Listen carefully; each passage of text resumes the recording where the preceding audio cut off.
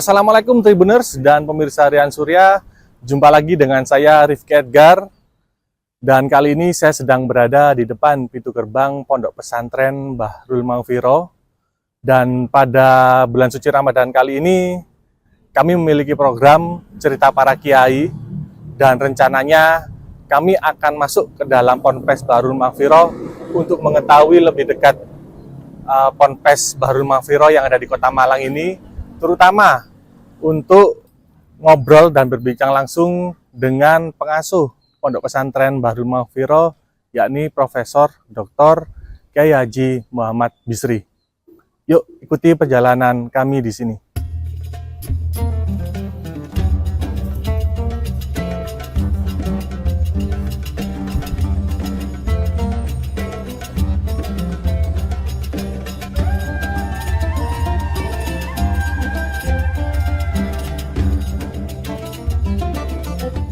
Assalamualaikum Tribuners dan pemirsa Rian Surya. Jumpa lagi dengan saya Rifki Edgar yang kali ini akan memandu Anda dalam program Cerita Para Kiai. Program yang mengajak Tribuners untuk mengetahui lebih dalam tentang kiai yang memiliki pengaruh besar di Indonesia. Dan kali ini kita akan berbincang-bincang dengan Profesor Dr. Kyai Muhammad Bisri. Beliau merupakan pengasuh Pondok Pesantren Bahrul Maghfirah yang ada di Kota Malang. Beliau dikenal sebagai akademisi, guru besar teknik pengairan, serta tokoh pendidikan dan inovasi yang ada di Kota Malang. Selain itu, beliau juga merupakan mantan rektor Universitas Brawijaya pada tahun 2014 sampai tahun 2018. Nah, Assalamualaikum Prof. Bisri. Waalaikumsalam Bagaimana kabarnya Prof? Baik-baik Mas Rizky.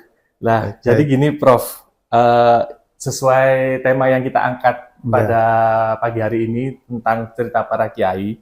Nah, mungkin bisa diawali Prof, masa kecil Prof. Bisri dulu seperti apa Prof? Ya, saya ini lahir di daerah dulu namanya Betek ya. Oh, Betek. Ya. Sekarang Jalan Maijen Panjaitan atau Penanggungan. Penanggungan. Saya kecil di situ, orang tua saya itu seorang kiai kampung ya, ulama kampung situ yang memang sejak kecil beliau sudah membimbing masyarakat dan seterusnya. Kemudian saya kecil itu kan saudara saya itu ada 9, jadi totalnya 10. Tapi saya ini sejak kecil saya tidak tahu diminta abah saya itu sekolah di agama. Oh, gitu. Sehingga saya SD itu dulu namanya SD Latihan 3 PGAN Jalan Bandung. Oh, di Jalan Bandung. Yang sekarang berubah jadi MIN, Madrasah Ibtidaiyah. Dulu itu sekolah saya. Jadi saya di PGA. Sampai PGA SD selesai sampai setara SMA, dulu namanya PGA 6 tahun. 4 tahun sama 2 tahun, bukan 3-3. 4 tahun terus 2 tahun, jadi 6 tahun sampai selesai SMA. Dulu saya memang diminta oleh abah saya untuk melanjutkan ke UIN. Tapi saya PGA yang 6 tahun tadi, yang setara SMP itu, saya kelas 3 PGA. Itu dibully sama teman-teman. Karena saya ini hobinya olahraga, main bola kan. Zaman dulu kan olahraganya anak muda kan main bola. Saya ikut main bola di klub Indonesia Muda, masih waktu IM ya Prof. IM.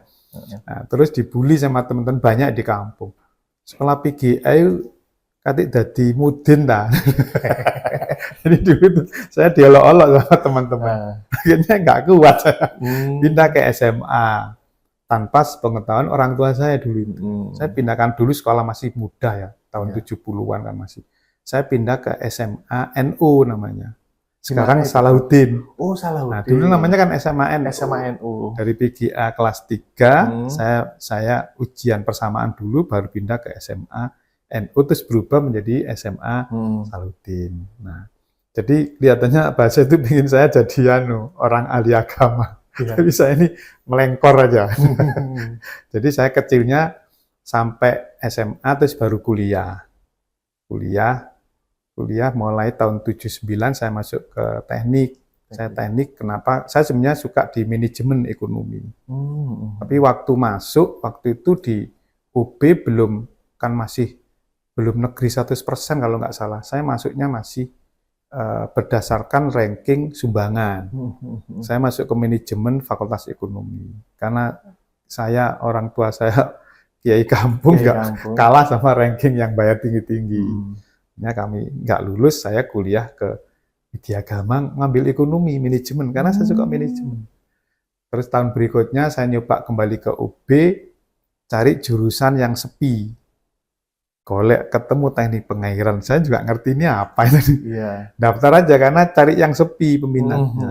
Akhirnya keterima sendiri, jadi ya selanjutnya terus kuliah di teknik pengairan.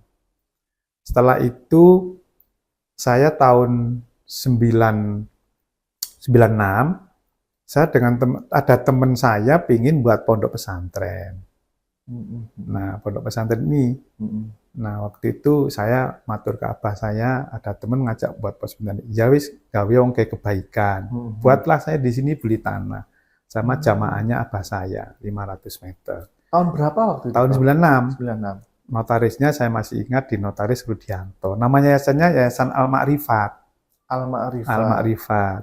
Nah, setelah itu berdiri sampai tahun 98 baru saya bangun satu. Itu ada sejarahnya, itu ada satu lokal yang hari ini itu masih ada. Tahun 98 saya bangun. Selesai, terus adik saya ini kan alumni dari Tebu Ireng pesantren. Saya kan bukan lulusan pesantren.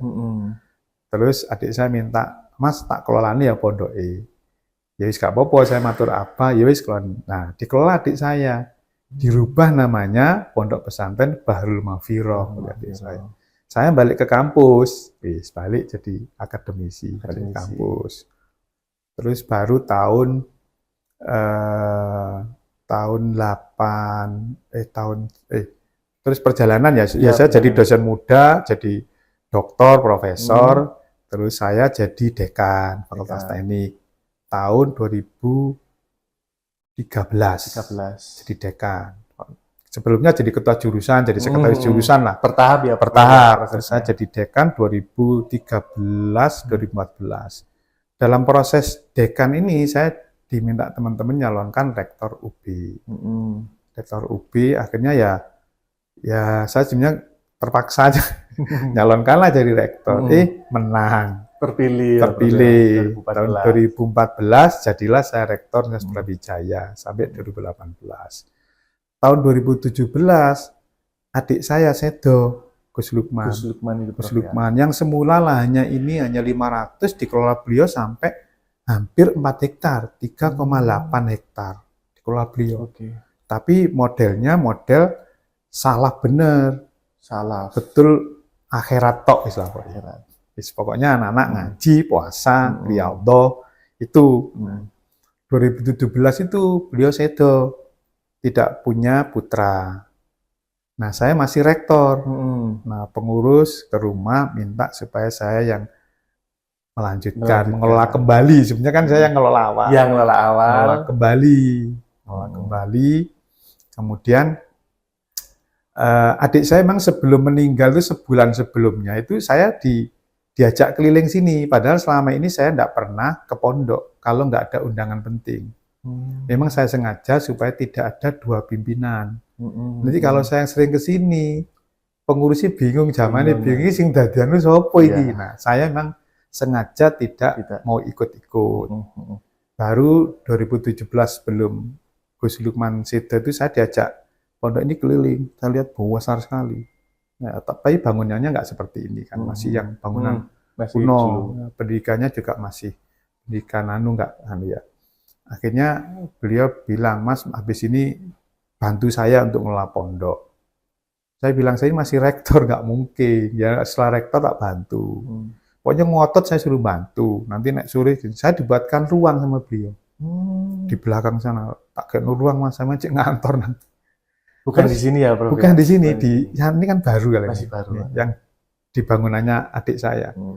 Setelah itu sebulan beliau Sedo. Jadi itulah seperti wasiat ini. Wasiat, pesan gitu, Prof. Pesan bahwa saya kelihatannya suruh ngelola ini melanjutkan melanjutkan. beliau ya. Akhirnya ya karena pengurus juga minta saya, akhirnya ya sudahlah saya kelolanya ini supaya nanti bisa mungkin lebih bisa berubah karena saya punya bekal akademisi, bekal birokrasi, bekal agama sejak kecil. Jadi ini kan memang suka hobi belajar ilmu agama. Karena saya di kampung juga jadi ketua tahlil, ketua tiba, jadi pokoknya anulah dianggap orang paham agama karena memang mulai PGA saya belajar ngaji, itu saya hobi memang sejak kecil itu tentang ilmu agama Islam. Menarik sekali nih Prof, cerita Prof mulai kecil sampai akhirnya menjadi rektor hingga akhirnya menjadi pengasuh Ponpes Harun Mafiro nih Prof. Nah Prof, kembali lagi ke masa kecil. Waktu itu siapa sih Prof yang membantu Prof untuk membentuk karakter atau cara pandang pemikiran Prof waktu kecil itu siapa Prof? Karena Prof kan juga memiliki hobi yang unik juga Prof ya? Iya, olahraga. Jadi gini, kalau olahraga itu dipengaruhi lingkungan. Kebetulan olahraga di lingkungan tempat saya tinggal itu hobinya main bola, voli. Wong Malang itu mesti voli bola itu, mana-mana bola, basket belum populer seperti itu ya. Itu sehingga saya ya dua kalau sore mesti main bola tiap hari itu. Tapi saya malam ngaji, saya memang dari abah saya. Jadi saya dibentuk karakternya tentang Islam itu dari abah saya. Saya juga ngaji ke abah saya. Ya, jadi saya ngaji tentang ilmu ilmu akidah gitu. Kalau saya ngaji Quran itu kan ada musola di tempat saya dekat musola. Jadi saya ngaji Quran. Jadi kalau malam saya pasti kegiatannya agama. Kalau pagi sekolah, sore itu mesti olahraga. Kalau nggak bal-balan main voli. Itu rutinitas saya. Sehingga karakter itu terbentuk olahraga karena lingkungan. Apalagi sekolahnya saya di SMA Salahuddin dulu juga olahraga yang paling menonjol kan, dominan, terutama main bola. Nah, terus di rumah saya karakternya agama dibentuk oleh orang tua saya. Nah, ini juga menarik loh, Prof. Kan Prof juga menjadi seorang rektor waktu itu ya, terus juga mengasuh Ponpes. Nah, Prof, dalam membentuk cara pandang jenengan untuk membangun atau mengelola pesantren ini seperti apa, Prof? Waktu itu? Ya, jadi saya waktu itu sudah melihat adik saya mengelola pesantren. Ya, tapi saya nggak ikut-ikut karena saya nggak mau mempengaruhi pemikiran beliau. Begitu saya jadi tahun 2017, saya ini sudah mulai kesini lihat-lihat. Nah, ini dulu nggak ada ruangan ini, jadi masih sepi, masih kosong. Saya lihat karena saya masih rektor, masih repot.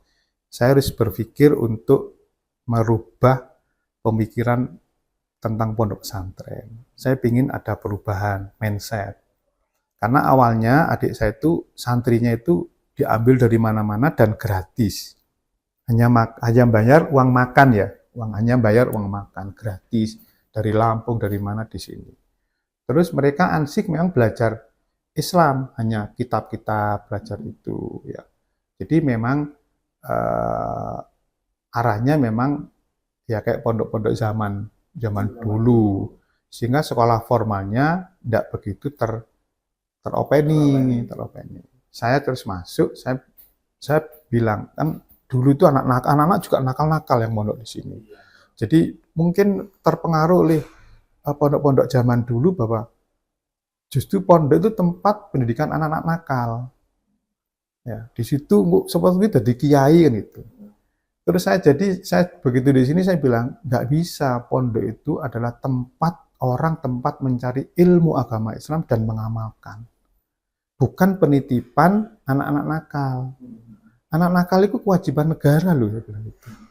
Kalau sebagian ya boleh lah, tapi kalau semua nakal terus seperti apa Islam nanti? Ya nanti ada yang jadi, ada yang enggak itu gimana? Dia mondok tapi nakal. Ya saya rubah mindsetnya bahwa pondok itu tempat orang mencari ilmu agama Islam dan mengamalkan. Sehingga kita harus ada saringan. Jadi itu mindset saya rubah dulu. Nanti saya nggak mau harus yang pondok sini harus ada seleksi. Nah, terus kedua tentang pondok ini, saya bilang pondok ini juga harus mengakomodasi orang ilmu-ilmu yang bersifat praktis untuk bekal dunia, ilmu kauniyah. tidak hanya ilmu syariah. Jadi kan di banyak pendapat ilmu dibagi dua, syariah dan kauniyah, ilmu duniawi dan akhirat. Saya bilang, sebenarnya ilmu dunia itu juga bisa jadi ilmu akhirat. Karena Allah itu menciptakan manusia untuk menjadi khalifah. Wa idza qala rabbuka lil malaikati ja'alna fil ardi khalifah. Kita jadi khalifah, jadi khalifah, wakil Tuhan mengurusi bumi. Nah, ilmu agama itu kan nggak cukup. Harus ilmu umum. Kalau nanti kita nggak bisa ilmu umum juga, nanti orang Islam ketinggalan. Masa orang Islam nanti nggak bisa mayungi bumi, nggak mesti dunia. Karena dia malah ketinggalan dunia, Islam harus terus memayungi dunia. Sehingga saya berpikir ini Islam harus dibawa ke pendidikan yang tinggi.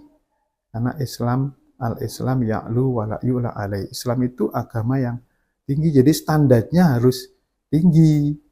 Ya mungkin saya kebiasaan berpikir akademis ya. Ya. Harus standarnya tinggi, jangan Islam itu standarnya rendah, nanti diketawain saya bilang itu. Makanya saya di sini punya tagline, di sini pondok ini harus mengelolanya ikhlas dan profesional. Tidak hanya ikhlas tapi profesional. Jangan profesional tanpa ikhlas, ini nggak jadi ibadah. Jadi ikhlas dan profesional. Profesional itu ya jadi standarnya tinggi. Prof, jadi ini arahnya ke ponpes modern ya, Prof ya? Kalau bisa dibilang seperti itu, Prof, iya, atau seperti apa? Saya sebetulnya tidak modern ya. Islam itu memang menaungi zaman. Islam itu agama yang menaungi zaman. Coba bagaimana Islam menaungi orang ibadah di kutub utara. Bagaimana Islam itu hadir menaungi kehidupan di Amerika. Bagaimana Islam itu di pedalaman di Papua. Jadi sebetulnya kan Islam itu ya tidak modern, ya pokoknya dia menaungi zaman. Menyesuaikan. Iya, rahmatan alam, dia naungi terus di mana-mana. Jadi dunia harus menyesuaikan Islam yang membimbing. Islam membimbing bagaimana kehidupan mengabdi kepada Allah itu kalau kita kondisi di kutub. Bagaimana membimbingnya Islam itu. Jadi apakah itu modern? Enggak juga kan. Sebetulnya ya itulah posisi Islam.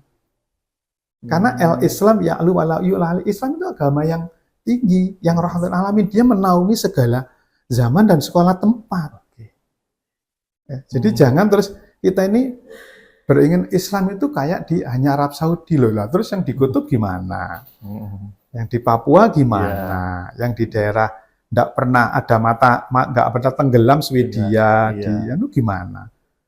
Islam itulah hadir sehingga saya bilang kondisi ini pun ini bukan modern, tidak modern. Islam harus seperti ini, standarnya harus tinggi, bukan mewah loh, tinggi standarnya. Jadi kita juga harus bisa mengikuti perkembangan zaman ya? Iya, Islam nanti menuntun zaman. Gimana hukum orang nonton bioskop, kan itu dituntun oleh Islam. Bagaimana hukum kita ke mall, itu kan dituntun Islam. Bagaimana hukum berbisnis, bagaimana hukum tanaman kita menanam, mengolah hutan, itu Islam harus hadir menaungi semua itu. Jadi tidak hanya sekedar Islam itu ta'abud hanya ibadah aja. Ibadah itu kok misalnya sholat aja. Jangan ta'aluk hanya berpikir, tapi takhaluk jadi budaya. Ya. Prof, kurikulumnya Prof di Ponpes ini juga mengikuti perkembangan zaman, Prof. Karena setahu saya dulu waktu pernah liputan di sini kan ada laboratorium digital dan AI ya, Prof. Ya. Seperti apa, Prof? Jadi gini, saya yang ilmu akhirat, ilmu syariah, saya ngikuti sanatnya Tebu Ireng. Jadi kami dengan Gus Kikin sudah kerjasama MOU bahwa sanad ilmunya adalah Tebu Ireng, karena adik saya alumni Tebu Ireng. Dan banyak pengasuh sini yang alumni Tebu Ireng. Sehingga kitab-kitab kuningnya ya sama lah. Bahkan penasihat pondok sini sekarang lagi ngajar di Tebu Ireng. Ngajar tentang Taskeh Bukhari kalau nggak salah. Imam hadis Bukhari. Jadi kami ke sana. Kitab kuningnya ya kita sudah mendalam lah ya, sudah normal seperti pondok-pondok yang dulu. Nah, sekarang saya tambahi ilmu duniawi, ilmu kauniyah walaupun itu praktis, tidak masuk kurikulum terlalu ansih. Ya. Yang saya masukkan karena gini, orang kepingin sukses itu pakai ilmu. Sukses dunia harus pakai ilmu. Sukses akhirat harus pakai ilmu. Berarti kita harus pakai dua-dua ilmu ini. Nggak bisa hanya ilmu akhirat. Nanti dunia kita terlantar. Tidak bisa hanya duniawi, nanti rugi di akhirat. Dua-duanya. Walaupun mungkin porsinya bisa beda. Nah, beriringan. Ya, contoh aja ini contoh ya. Contoh anak-anak ini di sini wirausaha tentang pembesaran lele. Nah, biasa pondok kan begitu. Saya sudah bilang, kamu naik pembesaran harus pakai ilmu perikanan, ilmu makanan. Tapi karena background-nya asli pondok, maka dikelolalah lele itu saya dapat bantuan itu dikelola. Dalam kurun waktu tertentu seharusnya panen itu malah kok nggak panen-panen. Sing anu itu besarnya kepalanya.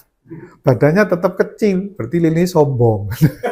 Karena tidak pakai ilmu tadi, ilmu dunia, ilmu perikanan. Nah, oleh karena itu di sini saya tekankan harus visi misinya adalah kita harus mandiri.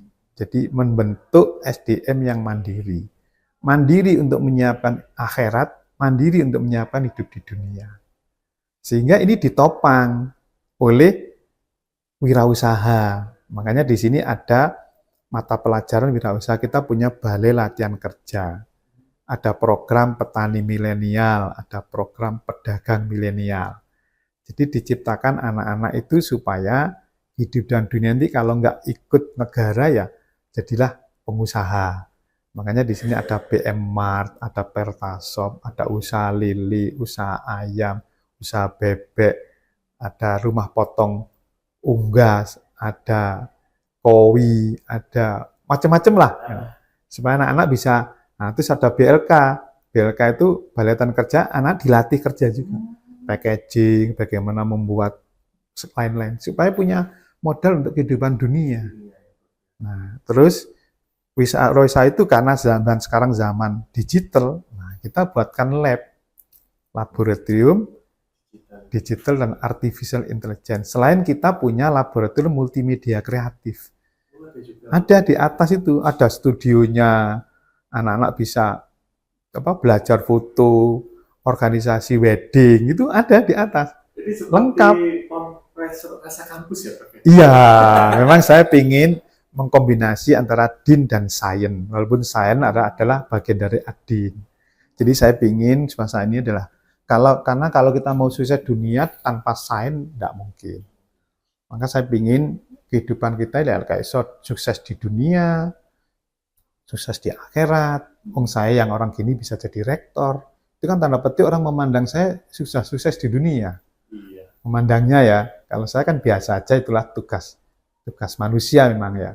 Jadi saya ingin dua itulah nanti hasil dari output ini mandiri di dunia maupun akhirat. Ini juga menarik, Prof ya. Artinya kita juga harus berjalan beriringan.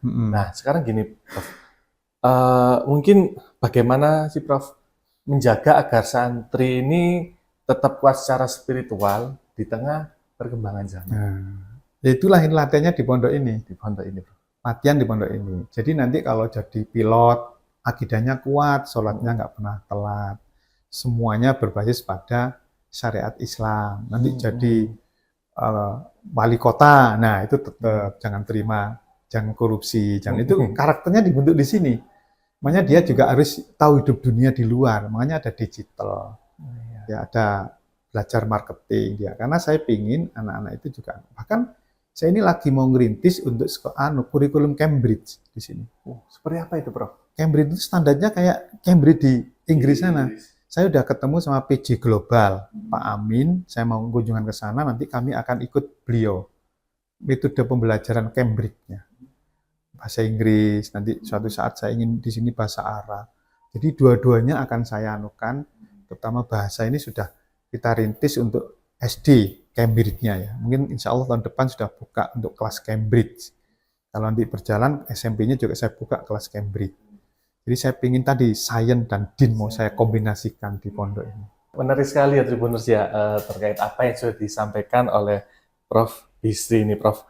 Nah, Prof, mungkin Prof kalau kita berbicara masa depan, Prof ya, menurut jenengan harus seperti apa sih pesantren-pesantren di Indonesia nih, Prof? Seharusnya pesantren ini harus menjadi tempat pengembelengan ilmu akhirat dan sebagian ilmu dunia dalam rangka pembaharuan pemikiran Islam. Seperti Imam Ghazali, seperti banyak Al-Jabar, itu kan akidahnya kuat, tapi dia penuh ilmu pengetahuan yang luar biasa. Kalau Islam mau berjaya, Islam itu ya'lu wala yu'la alaih, di atas. Kombinasi itulah diperlukan di era sekarang. Jadi di era sekarang diperlukan kombinasi antara sains dan din. Kalau itu jadi, karena makalah Imam Syafi'i jelas, man arada dunya fa'ali bil ilmi, wa man arada al-akhirah fa'ali bil ilmi, wa man arada huma fa'ali bil ilmi. Semua pakai ilmu. Sains berarti. Saat Islam itu kan di Quran banyak sains juga. Tentang hujan, sains. Semuanya Ada lengkap. Makanya mestinya kita sains dan adin bergandengan terus gini. Supaya kita bisa menemukan sesuatu. Saya kan menemukan sumur injeksi. Nah, itu kan satu inovasi sains ya, yang dan itu manfaat. Banyak loh Prof inovasinya. Iya, sekarang COVID juga ada bilik. bilik ya. Terus saya sekarang yang terbaru SDBSI. Saluran drainasi berbasis sumur injeksi sudah keluar hakinya tahun 2025 November kemarin. Jadi saya memang menggabungkan sains dan din supaya posisi kita tuh jadi tinggi. Jangan Islam dianggap jadul nanti. Islam agama eksklusif, tidak inklusif. Islam harus memayungi semua zaman. Kita jangan alergi terhadap zaman sekarang. Justru kita payungi. Dibutuhkan sains. Baik. Prof, mungkin terakhir Prof, mungkin ada pesan, doa. Saya berpesan kepada para santri, jangan lelah untuk belajar ilmu agama Islam. Dan juga ilmu dunia. Gabungkan dua-dua ilmu itu supaya kita kalau berdoa Rabbana atina fid dunya hasanah wa fil akhirati hasanah wa qina adzabannar. Kita berbahagia hasanah di dunia dan di akhirat. Kita berdoa dua-duanya, tapi kita tidak pernah juga belajar sains. Nanti akhirnya kita seakan-akan keterbelakang di dunia ini orang Islam. Padahal Islam harus di depan, memimpin bangsa, memimpin negara, dan memimpin kebudayaan yang berdasarkan pada syarat Islam yang kuat. Apa yang disampaikan oleh Prof. Bisri ini bisa menjadi suri tauladan dan juga manfaat bagi para masyarakat dan tribuners dimanapun berada. Saya Rifki Edgar, pamit undur diri. Wassalamualaikum warahmatullahi wabarakatuh. So, makasih. Iya, sama-sama. Download Tribun X sekarang. Menghadirkan lokal menjadi